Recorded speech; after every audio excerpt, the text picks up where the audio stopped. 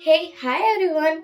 आज मैं आपके लिए जो ड्रामा लेकर आई हूँ ना, वो कुछ ज्यादा ही तड़कता भड़कता है और इसमें एक सीक्रेट चाल भी है। ड्रामा देखने में बहुत मजेदार है, तो प्लीज एंड तक देखना और वीडियो को लाइक और चैनल को सब्सक्राइब कर दीजिए ताकि मुझे मोटिवेशन मिलता रहे। तो चलिए कहानी को स्टार्ट करते हैं। एक होटल रूम जिसकी डेकोरेशन इतनी रोमांटिक थी कि मैं क्या ही बताऊँ। यहाँ पर एक मास्क गर्ल आती है। अब मास्क गर्ल, जो कि ऑब्वियसली बात थी, एक कॉल गर्ल थी। मिस्टर वो उसको ही ऑर्डर किया हुआ था। मिस्टर फू की बॉडी में एक प्रॉब्लम थी। वो किसी भी अगर गर्ल के क्लोज हो जाते तो उसकी बॉडी रिएक्ट ही नहीं करती थी। और वो देखते हैं मास्क गर्ल के साथ जैसे ही वो क्लोजनेस बढ़ाते हैं उसकी बॉडी रिएक्ट कर रही है, इसलिए वो भी थोड़ा इन्वॉल्वमेंट दिखाने लगता है। इट मीन्स रोमांटिक होने लगता है। यहाँ मास्क गर्ल बोलती है, वैसे मैं बिल्कुल शर्मीली नहीं हूँ, मुझे तो बोल्डनेस ही पसंद है, तुम्हें कोई प्रॉब्लम तो नहीं है ना।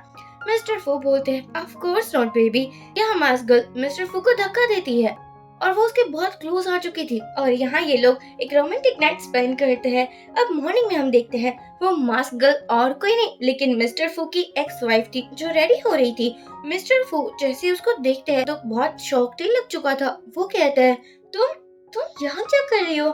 नहीं बोलती है, कल रात को तुम्हें इतना मजा आया था, तो क्या अब मुझसे दोबारा शादी करना चाहोगे? मिस्टर फू बोलते हैं, इतनी अजीब बातें मत करो, और अब तुम ये चीप काम भी करने लगी, तुम कल गर्ल बन चुकी हो। नहीं बोलती है, ऑफ कोर्स, तुमने जब मुझे डाइवोर्स दिया था तब कौन से मुझे बहुत पैसे दिए थे? मेरे पास जो था वो तो सब कुछ रुई को दे दिया था ना। तो तुम ही बताओ मैं कॉल गर्ल कैसे ना बनती? वैसे कल रात की परफॉर्मेंस के बाद तो मुझे एक्स्ट्रा पैसे मिलने चाहिए ना। मिस्टर फू यहाँ चेक देता है और कहता है, दफा हो जाओ यहाँ से। नहीं कहती है, ओके स्वीट हार्ट, अगर बुक करवाना हो तो दोबारा भी करवा सकते हो। और यहाँ निंग बाहर आती है। हमें पता चलता है निंग को स्टमक कैंसर है। निंग का बेटा है जो लो, उसको भी बीमारी है, उसको बोन मैरो चाहिए था और इसकी वजह से निंग को सेकंड बेबी करना था। और वैसी बात थी, वो अपने एक्स हस्बैंड के साथ एक मोटिव से ही आई थी। उसको ना ही कोई मजे करने थे और ना ही निंग कोई कॉल गर्ल थी। यहाँ हम देखते हैं कि हमारे मिस्टर फूक की तो पूरे मुड़ की धज्जियां ही उठ चुकी थी। अब एक्स वाइफ के साथ ऐसे मिलना कौन ही भला एक्सेप्ट कर सकता है। वो तो सोच रहे थे कि पहले निंग कितनी सीधी सादी थी और कल रात क्लब में तो इतना हॉट डांस कर रही थी। अरे यार, इतनी हॉट बंदी तो वो थी नहीं कभी पर। तभी यहाँ डॉक्टर आते हैं उसका चेकअप करने के लिए। यहाँ डॉक्टर बताते हैं कि आपको जो बीमारी है वो लगता है ठीक हो रही है। रिपोर्ट मैंने देखा आपकी बॉडी रिएक्ट कर रही है ना। वैसे वो लड़की कौन थी? वो उसको घूर कर देखते हैं। डॉक्टर डर जाता है और कहता है कि अगर पॉसिबल हो तो उस लड़की के साथ ना और भी इन्वॉल्वमेंट दिखाइए। आपको इंटीमेट होना पड़ेगा, तभी आपकी ये बीमारी दूर हो पाएगी। वैसे ही बहुत अजीब बीमारी है, लेकिन कोई बात नहीं, ड्रामा है तो चलता है ना। तभी यहाँ आ जाती है रूही, यानी कि स्टोरी की विलन, जिसको मिस्टर फू को ज्यादा ही पसंद था या फिर उसके पैसों से प्यार था, ये तो यही बंदी जान है। वो आकर बोलती है, यार तुम एंगेजमेंट कब करोगे मुझसे? वैसे भी हमारे एंगेजमेंट फिक्स हुए भी बहुत साल हो चुके हैं, लेकिन ऑफिशियल हमने ना ही शादी की है और ना ही एंगेजमेंट। मिस्टर फू बोलते हैं, आई एम सॉरी बेबी, लेकिन मैं कंपनी के मामलों में कुछ ज्यादा ही बिजी हूँ। मिस्टर फू को लग रहा था कि बचपन में जो लड़की उसके साथ रहती थी जब वो ब्लाइंड था, तब वो लड़की रूही ही थी। लेकिन क्या आपको ऐसा लगता है? स्टोरी में ट्विस्ट तो लाना पड़ेगा ना। तो इसे हम राजी रखते हैं। मिस्टर फू रूही से कहता है, अब तुम निकलो यहाँ से। बाद में हम देखते हैं मिस्टर फू क्लब में जाता है। वहाँ एक लड़की उसके क्लोज होने की तो बहुत ट्राई कर रही थी, लेकिन मिस्टर फू की बॉडी थी जो रिएक्ट ही नहीं करती। इवन कि उसको तो किसी लड़की के क्लोज जाना ही पसंद नहीं था, इसलिए इस लड़की को भी वो डरा धमका कर भगा देता है।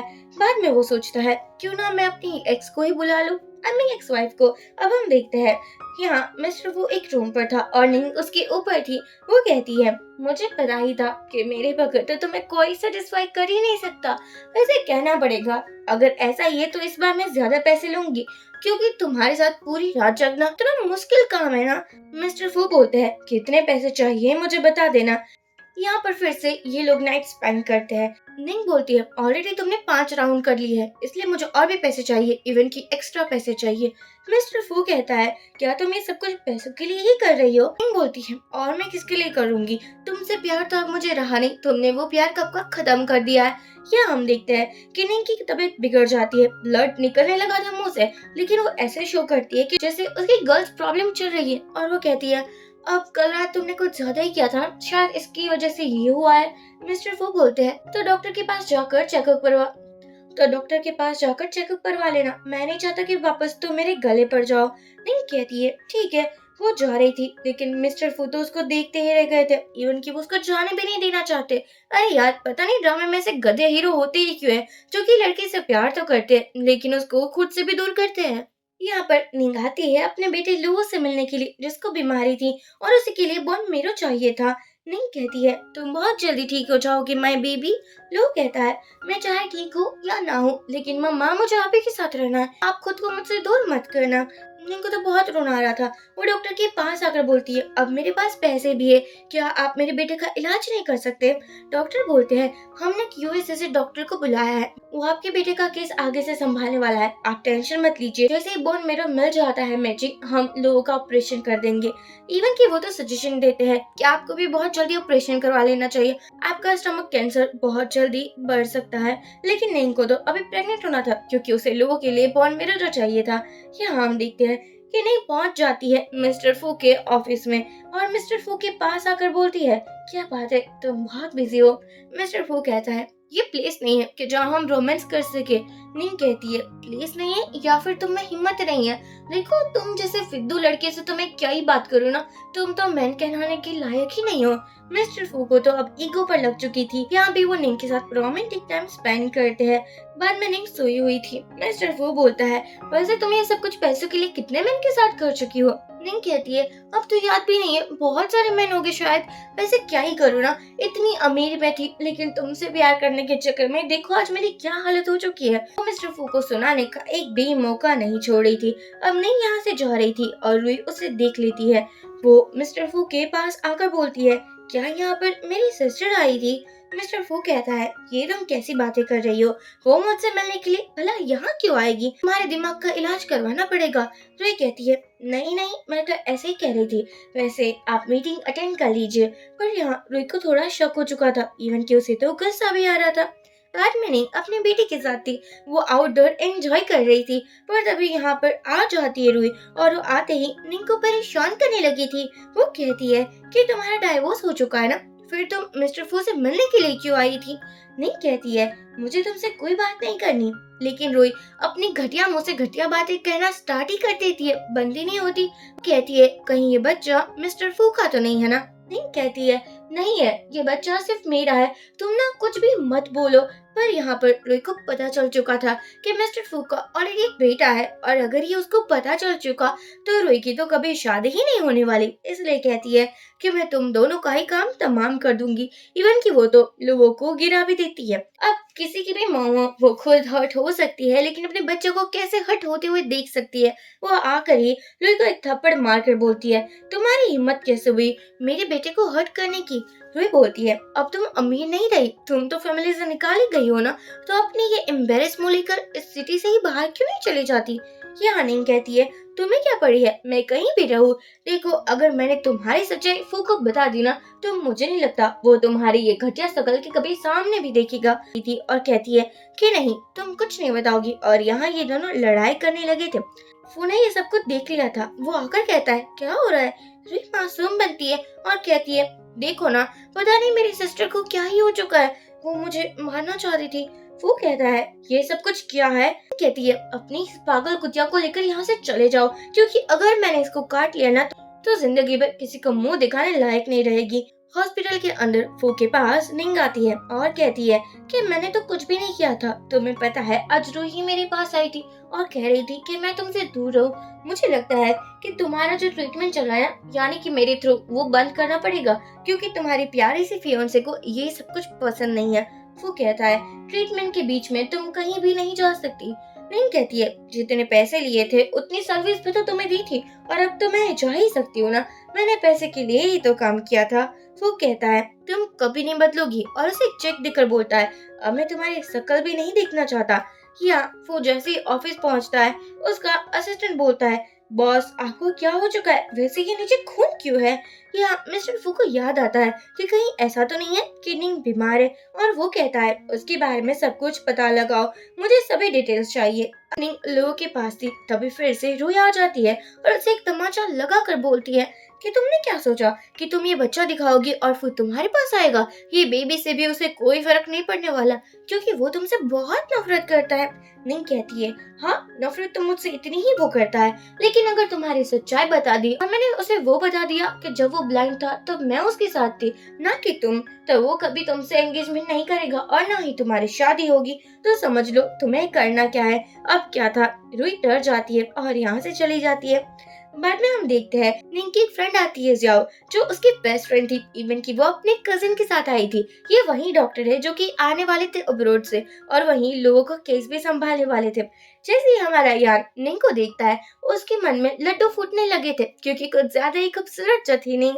और वो कहते हैं तुम टेंशन मत लो, मैंने रिपोर्ट देख ली है, मैं बहुत जल्दी लोगों को ठीक कर दूंगा। निंग कहती है मुझे लगता है मैं बहुत जल्दी प्रेग्नेंट हो जाऊंगी, बेबी के थ्रू आपको डोनर भी मिल जाएगा, उसके बाद तो लोगों को कुछ नहीं होगा ना। ये सुनकर यान को अच्छा तो नहीं लगता लेकिन वो कुछ नहीं कहता।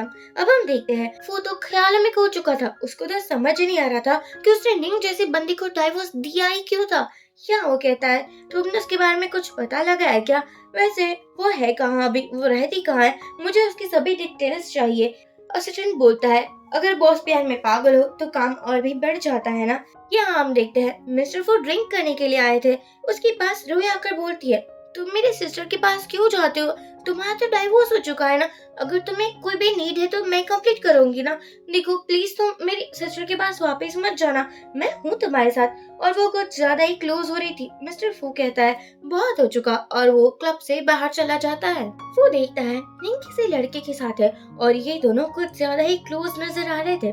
वो उसके पास जाकर बोलता है तुमने अपने लिए न्यू स्पॉन्सर भी ढूंढ लिया है। निंग कहती है इससे तुम्हें मतलब नहीं होना चाहिए, मैंने जितनी सर्विस दी थी उसका पैसा भी तो लिया था और अब तो मेरी लाइफ में नहीं आ सकते। यहाँ पर यान भी कहता है ये कौन है और ये बदतमीज लड़की के साथ निंग तुम्हारा क्या रिश्ता है। निंग कहती है अभी तुम यहाँ से जाओ, मैं तुम्हें सब कुछ समझा दूंगी क्योंकि ये मेरा एक्स हस्बैंड है। यहाँ यान बेचारा चला जाता है। बाद में निंग बोलती है क्या तुम मुझे लाइक करते हो, क्या तुम मुझे प्यार करते हो, फिर तुम्हें इतनी जेलसी क्यों हो रही है, चाहे मैं किसी के भी साथ हूँ। हाँ तुम सही समझ रहे हो, मैं यान को बहुत लाइक करती हूँ, तुम में ऐसा है नहीं कि मैं तुम्हें लाइक करूँ तो किसी और को तो करना पड़ेगा ना। ये सुनने के बाद फू को बहुत गुस्सा आता है और वो उसे अपने घर पर लाता है और कहता है तुम सिर्फ मेरी हो, मैं तुम्हें अपने सिवा किसी और की होने ही नहीं दूंगा। यहाँ पर निंग की तबीयत बिगड़ चुकी थी, उसको लगा था वो प्रेग्नेंट है, इसलिए कहती है कि तुम मेरा क्या ही बिगाड़ लोगे, डाइवोर्स तो तुमने ही मुझे दिया था ना, तो मुझे नहीं लगता कि मैं कभी भी तुम्हारी थी। अगले दिन निंग हॉस्पिटल में जाती है और यान से बोलती है लगता है मैं प्रेग्नेंट हूँ, इवन कि मैंने टेस्ट भी करवा लिया है, एक बार रिपोर्ट आ जाए उसके बाद मुझे सब पता चल जाएगा।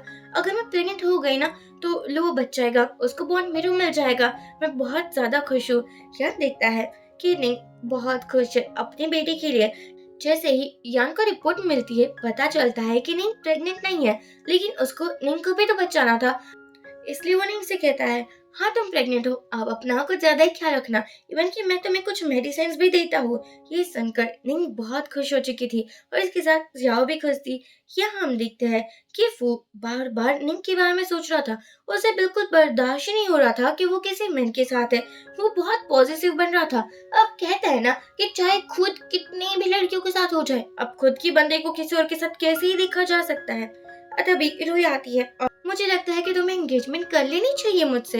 तभी यहाँ असिस्टेंट आता है और वो भी निंग की सभी डिटेल्स लेकर, जिस पर लिखा हुआ था कि निंग को कैंसर है। रूही बोलती है तुम इसके बारे में क्यों पता लगाना चाहते हो, क्या तुम अभी भी उसी से प्यार करते हो क्या। मिस्टर फू कहता है ऐसा कुछ नहीं है, वैसे उस दिन तुम हॉस्पिटल में क्या कर रही थी जब तुम्हारी लड़ाई हुई थी निंग के साथ। रूही बहाना लगाती है कि नहीं नहीं मैं तो ऐसे ही गई थी। वो कहता है निंग को स्टमक कैंसर है, तुम्हें तो पता ही होगा ना। यहाँ रूही सोचती है कि ये जो सिंपैथी है वो मुझे बिल्कुल अच्छी नहीं लग रही है और कहती है नहीं रूही को तो कोई स्टमक कैंसर नहीं है, एक्चुअली मुझे लगता है कि उसने वो फेक रिपोर्ट बनाई होगी क्योंकि तुम्हारा कंसर्न जो चाहिए वो वापस तुम्हारी वाइफ बनना चाहती है, वो कभी भी मुझे खुश देख ही नहीं सकती, इसलिए तो मैं हर बार तुम्हें कहती हूँ कि उसे दूर रहा करो। यहाँ पर वो इतना गधा था, इतना बेवकूफ और घटिया था कि रूही की बात तुम्हें आसानी से आ जाता है। बाद में वो अपनी फैमिली के साथ था। यहाँ पर रुई और फूक दोनों की मॉम चाहती थी कि बहुत जल्दी एंगेजमेंट तो हो ही जाए। इवन कि वो तो बच्चे की भी प्लानिंग करने लगे थे, लेकिन फूक को इन सभी बातों में कोई इंटरेस्ट नहीं था। घर पर आने के बाद रुई की मॉम कहती है, कितने साल हो चुके हैं तुम उसकी रूम में एक बार भी नहीं गई हो और ना ही तुमने उसके साथ बेड शेयर किया है। क्या तुम रोमांटिक नहीं हो मेरी बेटी? अब ये चाइनीज मॉम ही अपनी बेटी के साथ ऐसा डिस्कशन कर सकती है, वरना इंडियन मॉम होती तो चप्पल और बेलन ही पड़ते ना। यहाँ हम देखते हैं रुई बोलती है, नहीं मैंने तो कभी कुछ नहीं किया, इवन कि उसे ही पसंद नहीं है। मॉम कहती है कि तुम उसे अपना बना लो, उसके बाद तो शादी करनी ही होगी ना। मॉम तो रुई को कुछ ज्यादा ही आइडिया सी दे देती है। नी के घर पर कोई आया था, उसे लगा था डॉक्टर यान या फिर उसकी फ्रेंड होगी, लेकिन ये तो मिस्टर फू थे। मिस्टर फू घर को देखकर बोलते हैं, मैंने तुम्हें बहुत सारे पैसे दिए थे, लेकिन फिर भी तुम इतने छोटे से घर में क्यों ही रह रही हो? नहीं बोलती है, ये तुम्हें क्या ही लेना देना है, मैं किसी भी घर पर रहूं और तुम्हारे पैसे को जैसे भी उड़ाऊं। मिस्टर फू कहते हैं, अच्छा लेकिन मुझे लगता है कि तुम्हें अच्छे घर में रहना चाहिए, क्यों ना मैं ही तुम्हें अपने घर पर लेकर जाऊं। नहीं कहती है, घर से बाहर निकलो, तुम जैसे गेस्ट को मैं बिल्कुल वेलकम नहीं करती। यहाँ मिस्टर वो जा ही रहा था, लेकिन तभी वो सप्लीमेंट देख लेता है और कहता है, तुम प्रेग्नेंट हो? नहीं कहती है, नहीं मैं प्रेग्नेंट नहीं हूँ। लेकिन मिस्टर फू कहता है, अच्छा ठीक है तो चलो मेरे साथ हॉस्पिटल चेकअप कर लेते हैं हम। नहीं बोलती है, हाँ प्रेग्नेंट हूँ, लेकिन ये तुम्हारा बेबी तो बिल्कुल भी नहीं है। मिस्टर फू कहता है, तुमने मेरे अलावा कितने लोगों के साथ चक्कर चला कर रखा है, तुम्हें पता है ना मैं तुमसे ऑब्सेस्ड हूँ। नहीं कहती है, वो अच्छे से पता है मुझे, तभी तो तुमने मुझे डाइवोर्स दिया था ना, कहना पड़ेगा तुम्हारे प्यार का भी। तभी यहाँ जियाओ आती है और फू को दूर भगा कर बोलती है, इसके करीब भी मत आना। और यहाँ निंग ने तो यान को ही पकड़ लिया था। वो कहती है, तुम जानना चाहते थे ना बेबी किसका है? यान का है। यान मेरा बॉयफ्रेंड है और मैं उससे बहुत प्यार करती हूँ।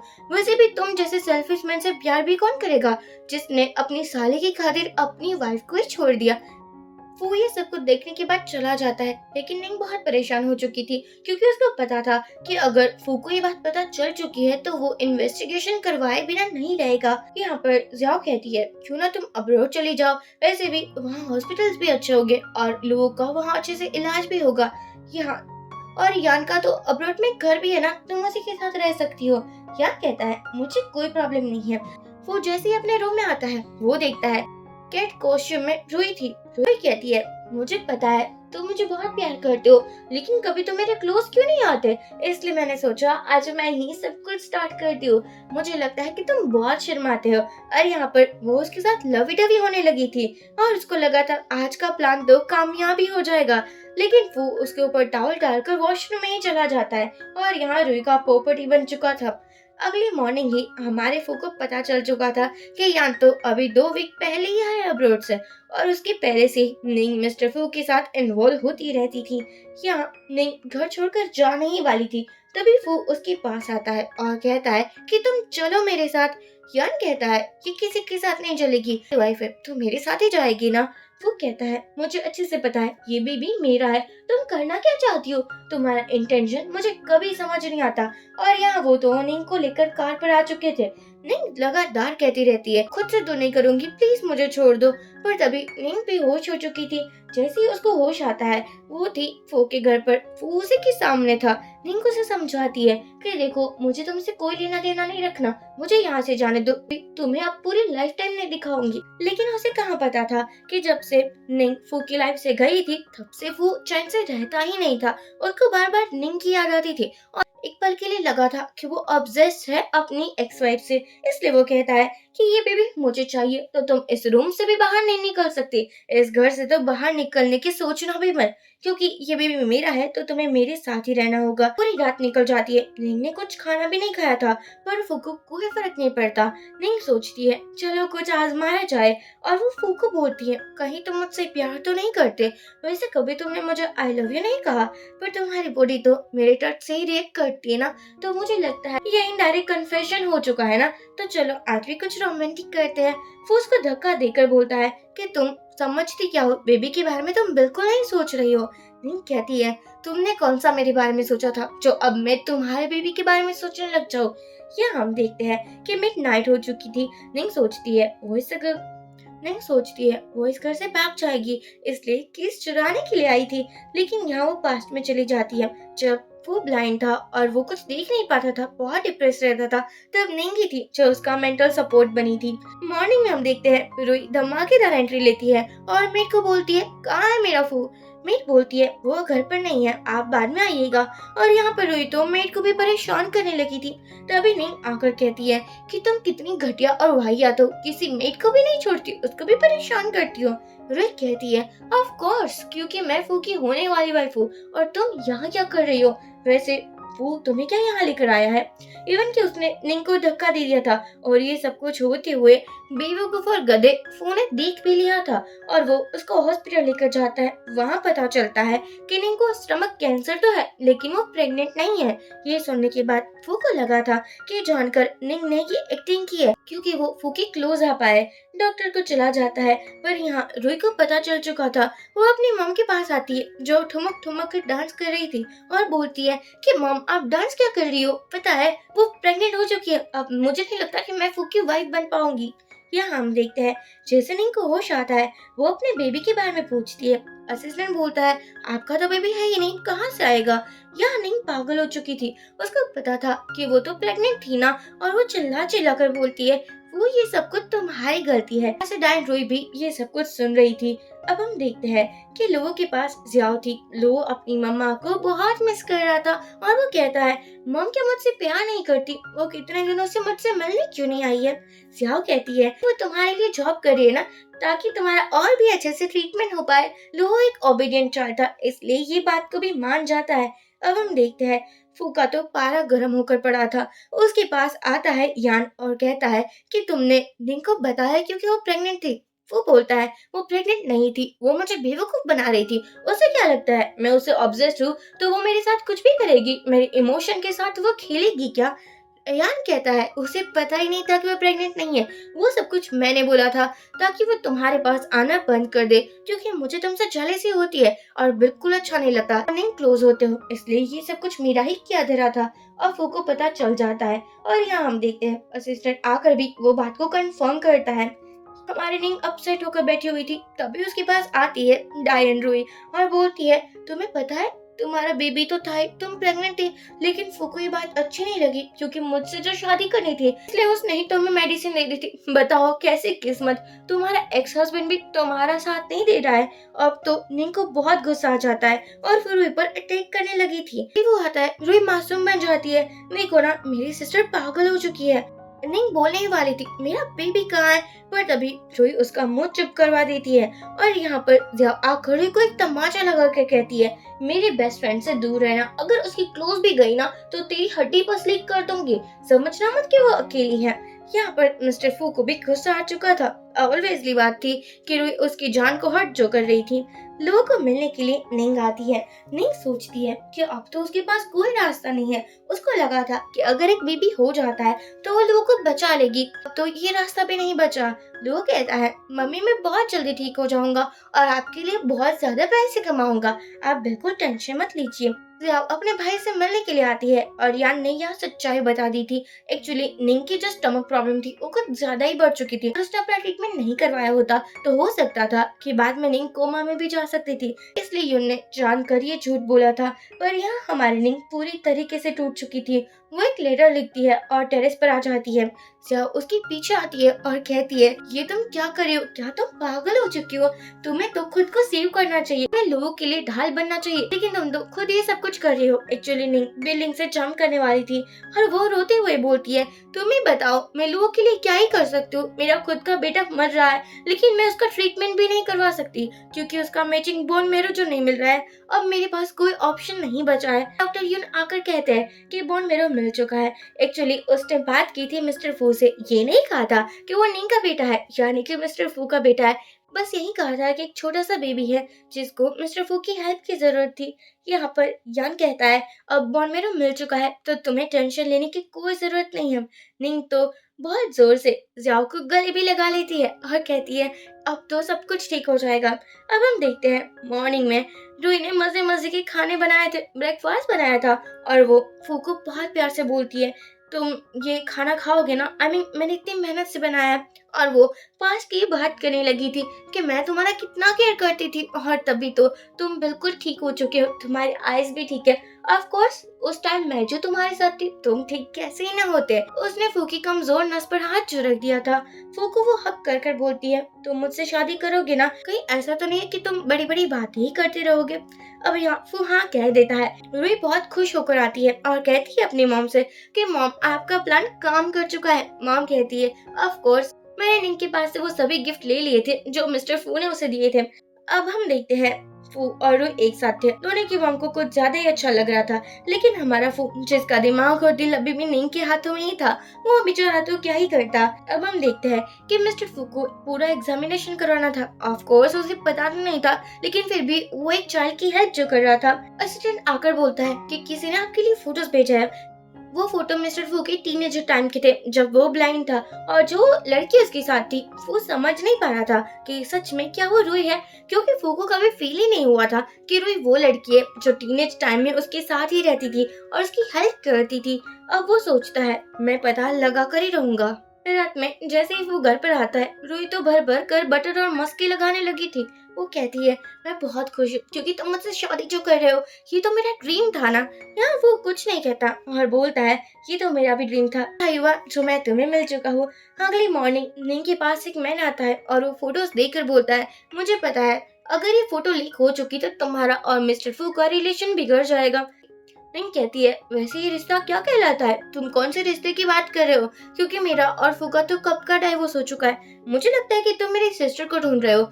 मैं तुम्हें एड्रेस दे देती हूँ ना, या फिर नंबर दे देती हूँ, तुम उसी के पास चले जाओ। उस बंदे को तभी असिस्टेंट ने पकड़ लिया था और वो लेकर आ चुका था फू के पास। मिस्टर फू उसे कहता है कि ये फोटो तुम्हारे पास कैसा है और तुम्हें पता है ये लड़की कौन है? वो बंदा कहता है मैंने तो पैसे के लिए ये फोटोज क्लिक किए थे क्योंकि आप तब बहुत रिच फैमिली से बिलोंग करते थे और मुझे लगा अब वही टाइम है जिसको मैं यूज कर लूं। वैसे अगर आप ही यहीं हो तो आप मुझे पैसे दे सकते हो क्या? मैं आपको ये फोटोज दे दूंगा। लेकिन यहाँ पर तो फू को कुछ और ही करना था। वो कहता है हाँ ऑफ कोर्स मैं तुम्हें पैसे दूंगा, लेकिन तुम्हें वही करना होगा जो मैं कहता हूँ। वो बंदा कहता है ठीक है बॉस कोई बात नहीं। अब हम देखते हैं रूही अब मिस्टर फू के घर पर ही रहने लगी थी। तभी उसके पास एक पार्सल आता है जिस पर वही फोटोज थी। रूही बहुत डर चुकी थी। ऑब्वियसली बात थी, उसे अच्छे से पता था कि मिस्टर फू की जिसने हेल्प की थी वो तो नहीं थी ना कि वो, इसलिए वो सोचती है कि क्यों ना उस बंदे से ही मिल लो। अब यहाँ वो बंदे से मिलने के लिए जाती है और बोलती है अपना मुंह बंद करवाने के लिए कितना पैसा लेगा तू? वो बंदा बोलता है मुझे 80 लाख चाहिए। वैसे मिस्टर फू के साथ तुम्हारी शादी होने वाली है, तुम इतना तो मुझे दे ही सकती हो ना। रूही कहती है ये कुछ ज्यादा ही डिमांड कर रहे हो तुम। लेकिन उसको डर था कि अगर फू को सब कुछ पता चल चुका तो वो कभी भी रूही के साथ शादी नहीं करेगा, इसलिए वो मान जाती है। जैसे ही रूही यहाँ से जाने वाली थी उसको मिल जाता है फू और वो कहता है यार तुम यहाँ क्या कर रही हो? कहीं तुम किसी मैन से तो मिलने नहीं आई थी? रूही मुस्की लगाने लगती है ऑफ कोर्स नॉट बेबी, तुम्हारे अलावा मेरी लाइफ में है ही कौन जो मैं मिलने जाऊंगी। वैसे मैं बहुत खुश हूँ, क्या तुम मेरे साथ वेडिंग ड्रेस ट्राई करने के लिए चलोगे? मिस्टर फू को अब अच्छे से पता चल चुका था कि वो लड़की तो नहीं थी। वो अपने घर आते हैं और पुरानी बातें याद करते हैं, कैसे नहीं उसका बहुत ख्याल रखती थी और वो तो डाइवोर्स के लिए भी मना कर रही थी कि प्लीज मुझे मत छोड़ो। लेकिन फू ने सामने से चलकर निंग को डाइवोर्स दे दिया था, जिस पर आज वो बहुत रिग्रेट कर रहा था। रोता भी बहुत है, लेकिन अब क्या ही किया जा सकता है। हमारी निंग अपने बेटे से ज्यादा आज किसी से प्यार नहीं करती थी। वो अपने बेटे के साथ थी। तभी यहाँ पर डॉक्टर यान आते हैं और बोलते हैं कि बहुत जल्दी ऑपरेशन हो जाएगा। नहीं कहती है वैसे वो डोनर कौन है, क्या मैं उससे मिल सकती हूँ? मुझे पर्सनली उसे थैंक्स कहना है और अगर उसे पैसे चाहिए तो मैं पैसे भी उसे दे सकती हूँ। लेकिन यान मना कर देता है। अब हम देखते हैं मॉर्निंग में हमारे फू की हालत देखने वाली थी। बिल्कुल पागल हुआ पड़ा था। पहले जो गलती अक्ल ली थी वो समझ नहीं पा रहा था कि अब वो गलतियों को समेटे कैसे। हॉस्पिटल में वो चेकअप के लिए आया था, मतलब कि बॉडी चेकअप के लिए। तभी निंग ने उसको देख लिया था। वो बहुत डर चुकी थी क्योंकि उसको लगा था कि अगर लोगों के बारे में फू को पता चल चुका तो वो फू को भी उससे दूर कर देगा और हमारी निंग के पास कोई भी नहीं बचेगा जिसको वो अपना कह पाए। तभी यहाँ पर निंग स्याओ से मिलती है और उसे सब कुछ बता देती है। स्याओ फू के पास जाती है और कहती है मिस्टर फू आप यहाँ क्या कर रहे हो? वो कहता है मुझे अभी के अभी निंग से मिलना है, मुझे उससे बात करनी है, माफी मांगनी है। स्याओ कहती है अब तुम्हें रियलाइज हुआ ना कि निंग कितनी अच्छी थी। अब तुम्हें माफी मांगनी है, लेकिन उस माफी का तुम क्या ही करोगे? तुम्हें नहीं समझ में आ रहा कि तुमने उसको पास्ट में कितना हर्ट किया है और तुम उसके लायक ही नहीं हो। यहाँ पर डॉक्टर ज्ञान भी आ जाते हैं और कहते हैं कि आप उसे नहीं मिल सकते क्योंकि वो तो यहाँ पर है ही नहीं। वो बहुत रिक्वेस्ट करता है कि उसे एड्रेस मिल जाए निंग का, लेकिन यहाँ पर ये दोनों ही निंग के साइड पर थे तो एड्रेस भला कैसे ही देते। तभी यहाँ असिस्टेंट आता है और कहता है रूही के साथ आपकी वेडिंग की बात होने वाली है तो आपको चलना होगा। सियाओ कहती है कहना होगा तुम्हारे डबल फेस का, यहाँ पर तो निंग के लिए पागलपन दिखा रहे हो और दूसरी तरफ तुम्हें शादी भी करनी है। मुझे लगता है कि तुम मेरी बेस्ट फ्रेंड से दूर ही रहो, उतना ही अच्छा है। अब यहाँ जियाओ को पता चल चुका था लोगों को जो बन मरम मिलने वाला था उसका डोनर और कोई नहीं फू ही था। यहाँ जियाओ भी परेशान हो जाती है क्योंकि ये बात अगर निंग को पता चली तो वो और भी वरीड हो जाएगी। अब हम देखते हैं वो घर पर आता है और यहाँ पर शादी की बात हो रही थी। रूही की मॉम बोलती है कि तुम्हें शादी करनी ही होगी। वो कहता है ये वो लड़की नहीं है जिसके साथ मैं शादी करना चाहता था। मुझे लगा था कि ये मेरी सेवियर थी, ये मेरी बेस्ट फ्रेंड थी उस टाइम जब मुझे उसकी बहुत जरूरत थी, लेकिन ये तो आपकी बेटी निकली। यहाँ पर फू की मॉम भी बोलती है क्या हो चुका, अगर ये वो नहीं है तुम्हें शादी करनी ही होगी। पता है निंग से तुम्हारी शादी क्यों हुई थी? क्योंकि तुमने उसके साथ नाइट स्पेंड की थी। अगर ऐसा ना हुआ होता तो तुम्हारी शादी कभी ना होती और वो भी मेरी ही गलती है क्योंकि मैंने तुम्हें वो मेडिसिन जो दी थी। फू को अब यहाँ अच्छे से समझ में आ रहा था कि उसकी खुद की मॉम भी मॉम कहलाने लायक नहीं है क्योंकि उसने भी बहुत सारी बातें छुपाई है। यहाँ पर रूही रो रो कर बोलती है मैं तुमसे बहुत प्यार करती हूँ, प्लीज मुझे मत छोड़ो ना। लेकिन फू ने कह दिया था कि तुम मेरी निंग की जगह कभी नहीं ले सकती। मैं अंधा हो चुका था जबकि मैंने उसको डाइवोर्स दिया और तुम जैसी गधी को चूज किया। मैं ना ही तुमसे कोई एंगेजमेंट करूंगा और ना ही कोई शादी। यहाँ हम दूसरी तरफ हॉस्पिटल में देखते हैं हमारी निंग बहुत बड़ी थी लेकिन वो खुश भी इतनी ही थी क्योंकि फाइनली लोगो ठीक होने वाला था। शाह उसे समझाती है कि ऑपरेशन ठीक से हो जाएगा, तुम अब वरी बिल्कुल मत हो और ना ही पैनिक करो क्योंकि हमारा लिटिल लोअर ठीक जो होने वाला है। लेकिन यहाँ निंग की तबीयत भी कौन सी ठीक थी, वो तो पागल हो चुका था क्योंकि उसको निंग को मिलना था, सब कुछ एक्सप्लेन करना था कि उसकी कोई गलती नहीं है इन सब में। हालांकि गलती तो फू की ही थी, इतना गधा था कुछ इन्वेस्टिगेशन करवाए बिना ही रूही को वो लड़की समझ लिया जो कि उसकी ब्लाइंड टाइम में उसके साथ थी। यहाँ फू सोचता है किसी भी हालत में निंग से मिलूंगा और उसे अपनी सच्चाई बताऊंगा। यहाँ जियाओ और यून बातें कर रहे थे। एक्चुअली ये दोनों को ही पता था कि अगर फू आएगा नहीं हॉस्पिटल में उसी के थ्रू दो लुओ ठीक हो सकता है। एक्चुअली लुओ और फू का ब्लड कनेक्शन था। ऑब्वियसली बात थी वो बाप बेटे जो थे, इसलिए बोन मेरो भी मैच हो चुका था। लेकिन इन दोनों की ही बातों को निंग ने सुन लिया था। वो अंदर आकर बोलती है ये क्या बकवास हो रही है, क्या वो डोनर और कोई नहीं लेकिन मेरा एक्स हस्बैंड है? या यूनस से समझाता है देखो तुम ज्यादा मत सोचो, तुम्हारा बेटा ठीक हो रहा है इतना ही काफी है। मैंने फू को बताया नहीं है कि वो तुम्हारा ही बेटा है, यानी कि फू का बेटा है। उसको लगता है कि कोई ऐसा बच्चा है जिसको सच में फू की हेल्प की जरूरत है। यहाँ पर निंग को भी जैसे तैसे समझा ही दिया जाता है। फू बार बार निंग को कॉल करने की ट्राई कर रहा था और यहाँ निंगो से मिलने के लिए आती है। वो कहती है कि तुम्हें क्या लगता है तुम मुझसे प्यार करते हो? वो कहता है मैं तुमसे बहुत प्यार करता हूँ, प्लीज तुम मुझ पर ट्रस्ट करो। मैं अंधा हो चुका था, ब्लाइंड हो चुका था, जो मुझे पता ही नहीं था कि तुम ही हो। जब मैं ब्लाइंड था तब तुम मेरे साथ मेंटली मुझे सपोर्ट करती थी, मैं तुम्हें कैसे भूल सकता हूँ। या वो निंग को हक कर लेता है। निंग बोलती है क्या तुम्हें अभी भी मेरा एडवांटेज उठाना है, इसलिए तुम मेरे क्लोज आ रहे हो ना? तुम्हारी बॉडी मेरे टच पर ही रिएक्ट करती है। हाँ तुम तो अपने मतलब से ही मुझे मिलोगे ना, अगर प्यार करते तो मुझे हर्ट ना करते और ना ही मुझसे डाइवोर्स लेते। फू निंग को हक कर बोलता है प्लीज मुझे एक चांस दे दो। रोती हुई बाहर चली जाती है और उसे यून मिलता है और वो उसे हक कर बोलता है मैं हूँ तुम्हारे साथ। अब हमारा फू और भी परेशान, उसको याद आ रहा था कि कैसे निंग उस डॉक्टर को हक कर रही थी, उसे समझ ही नहीं आ रहा था। अभी रोई आती है और कहती है प्लीज मुझे एक चांस दे दो, मैं तुमसे बहुत प्यार करती हूँ। वो कहता है तुम जैसे झूठी और मक्कार और से कौन ही प्यार करेगा, निकल जाओ मेरे घर से बाहर। जैसे ही रोई बाहर निकलती है वो निंग को देखती है और सोचती है कि अगर वो मेरा ना हो सका तो वो तुम्हारा भी नहीं होगा। निंग तुम्हारा और मेरा कोई कंपैरिजन ही नहीं है। क्या था उसने एक्सीडेंट कर दिया था निंग का। यहाँ निंग का बहुत ब्लड लॉस होता है और उसका ट्रीटमेंट भी होता है। इवन तो उसका स्टमक कैंसर था तो उसका ट्रीटमेंट भी इसी के साथ होने वाला था। वो यहाँ आ जाता है और यून कहता है पता नहीं वो होश में आएगी भी या नहीं, अब तो डिपेंड करता है कि वो ठीक कब होगी। यहाँ पर रूही की हालत खराब थी, उसने एक्सीडेंट कर दिया था, फिर भी उसकी मॉम कह रही थी कोई बात नहीं बेटा, मैं हूँ ना तुम्हारे साथ, मैं सब कुछ संभाल लूंगी, चलो हम यहाँ से अप्रोच चलते हैं। रूही बोलती है हाँ जल्दी चलो। लेकिन जैसे ये लोग दरवाजा खोलते हैं उसके सामने तो फू खड़ा था और वो भी यमराज बनकर यहाँ मौत माफिया मांगने लगी थी कि प्लीज मेरी बेटी को छोड़ दो। लेकिन अब वो उसे कैसे ही छोड़ देगा। वो उसको अपने वेयर हाउस पर लाता है और बोलता है कि उसने तुम्हारा क्या बिगाड़ा था। इवन कि मुझे पता चला है कि तुमने तो निंग की सभी प्रॉपर्टी भी अपने नाम पर करवा ली है। तुम्हारी इतनी हिम्मत हो कहाँ से गई है जो इतनी प्रॉपर्टी तुम्हारे नाम पर करवा ली। यहाँ रोई बोलती है क्योंकि वो सभी मुझे चाहिए थी इसलिए करवा ली। अगर चाहिए तो वापस ले लो पर प्लीज मुझे जाने दो ना। मुझे पुलिस के हाथों मत देना। मुझे पुलिस स्टेशन नहीं जाना है। वो कहता है तुम पुलिस स्टेशन तो जाने ही वाली हो और उससे पहले मेरी भी मेहमान नवाजी को एक्सेप्ट कर लो ना। रे बोलती है तुम्हें पता ही नहीं है तुम्हारा एक बेटा भी है जिसको बॉन्ड मेरो देने वाले हो ना। वो और कोई नहीं लेकिन तुम्हारा खुद का बेटा है। अब यहाँ वो बहुत गुस्से में आता है और यून से पूछता है तुमने बताया क्यों नहीं कि मेरे बेटे को ही मैं बॉन्ड मेरो देने वाला हूँ। यून कहता है मैं तुम्हें क्यों ही बताता। तुम्हारी बिहेवियर देखा है कभी तुमने। तुम्हारा बेटा तुमसे नफरत करता है। वो तुमसे प्यार कभी नहीं कर पाएगा। यहाँ पर हमारा वो बहुत रोता है। यूनो से परमिशन देता है लेकिन वो लोगों को बहुत दूर से ही देख रहा था। अब हम देखते हैं वो तो जियाओ पर भी गुस्सा करता है क्योंकि जियाओ पहले फू की फ्रेंड थी पर बाद में निंग की फ्रेंड बन चुकी थी। जियाओ कहती है हम तुम्हें क्यों बताते। जब वो प्रेग्नेंट थी तब तुमने उसका डाइवोर्स दे दिया घर से बाहर निकाल दिया और वो वापस तुम्हारे पास इसीलिए आई थी क्योंकि उसे सेकंड बेबी करना था। उसे बॉर्न मेरो चाहिए था और तुम्हें पता है तुमने उसके साथ कितना गलत किया है। वो तो अच्छी है कि तुमसे बात तो करती है। अगर मैं होती ना तो तुम्हारे कपड़ों के जैसे धुलाई कर डालती। फो को बहुत ज्यादा रिग्रेट होता है पर लेकिन वो उसको लाइक ही नहीं कर रहा था। वो कह रहा था कि ये तो बैड एंकल है इसने मेरी मॉम को हर्ट किया था। यहाँ जिया उसे समझाती है ये आपके पापा है। ये बात हम आपको आज बता रहे हैं क्योंकि यही आपका इलाज करवाएंगे।